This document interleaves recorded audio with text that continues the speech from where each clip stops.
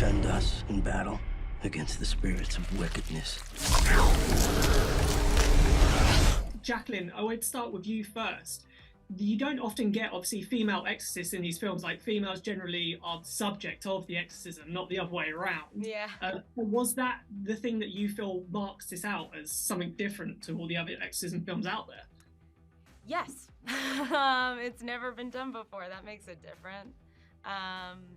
But the thing that I loved about it, she just wasn't doing it the way that the men do it. She came with it with her own approach, with an own female perspective to the exorcisms, and that's what I thought made it. I think like the idea of a female, like a strong female lead, it has to come with what it means to be a woman and a different idea about that. I don't want to just like step into a role and just do what men do. That wouldn't interest me as much.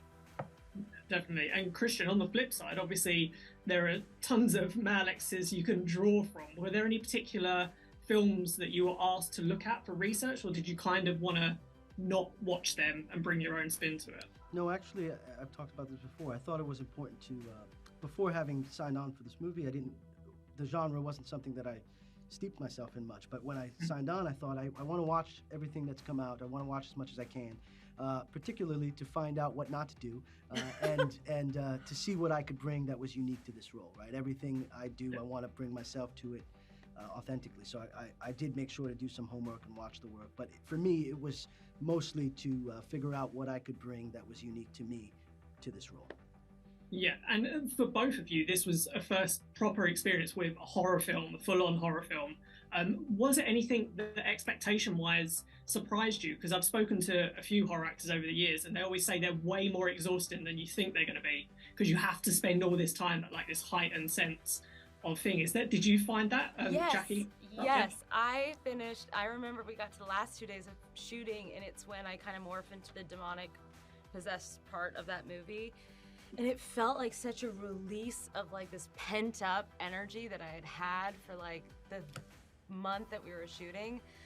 I say that it's like running a marathon. It's like, well, did you enjoy shooting it? And I was like, it felt good after, you know, but like during it was so exhausting. Yeah. Yeah, Did you find the same? Yeah, I think that I was just saying comedy and horror are probably two of the most difficult mediums, I think, for an actor, because you have to commit that much more, right? To believe those moments and to portray those moments. And with horror, you have to, it's a tricky, complex thing, because fear is one of the most organic emotions, and so it's pretty hard to convey that believably on film, you know? So I think it was challenging, but a challenge I think we both walked into happily. And you also hear it quite a lot when actors are shooting horror films. There'll sometimes be like spooky goings on set, maybe because they're just so much in that mind frame of scary stuff. So did either of you experience that, or was it a nice, happy, normal set apart from all the demons around? I would say that I was pretty much in like the zone most of my time on set. I spent a lot of it alone, and some of it with Posey, which was kind of a nice release, just to have a kid around, which like takes you out of your own like mindset. What I did find was that like in the hotel room at night, like a shadow, like I was just like getting spooked a little bit more easily, but other than that, I didn't really. What about you? I'm a brown kid in America, man. Ain't nothing gonna scare me. Fair enough. And Christian, I would say as well, with Father Dante, we get a bit of a family angle and a more emotional side to his backstory and how he connects to this story.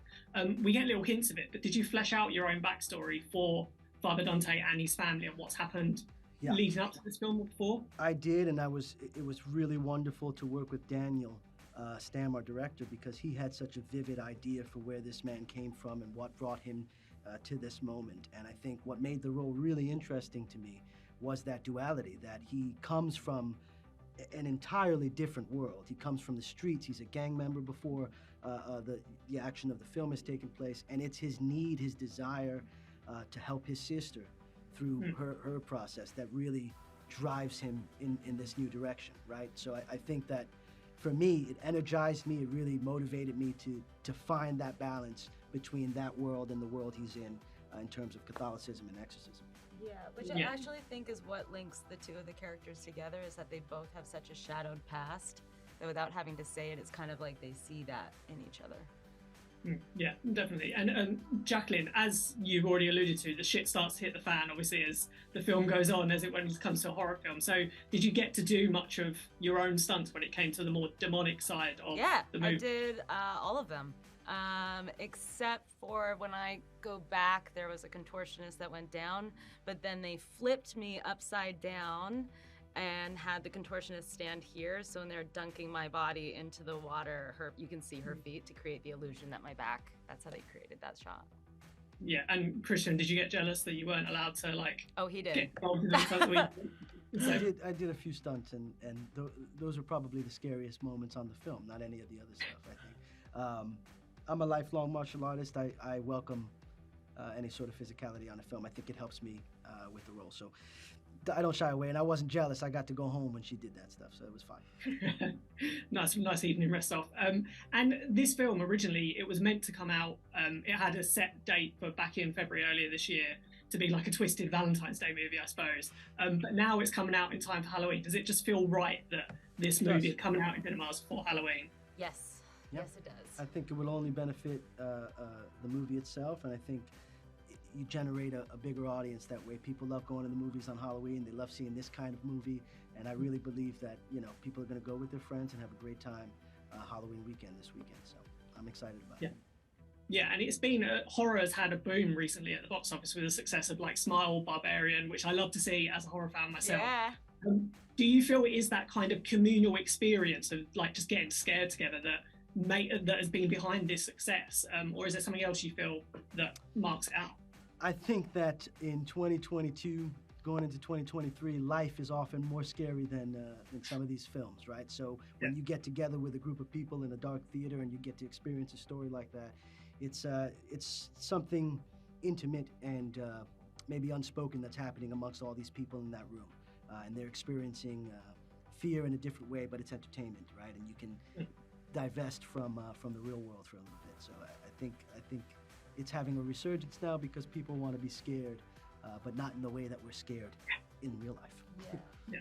I feel like so much of the resurgence has happened recently because of like Ari Aster and these films that are being made like a few years ago that have just leveled up horror to a new genre, making it more modernized.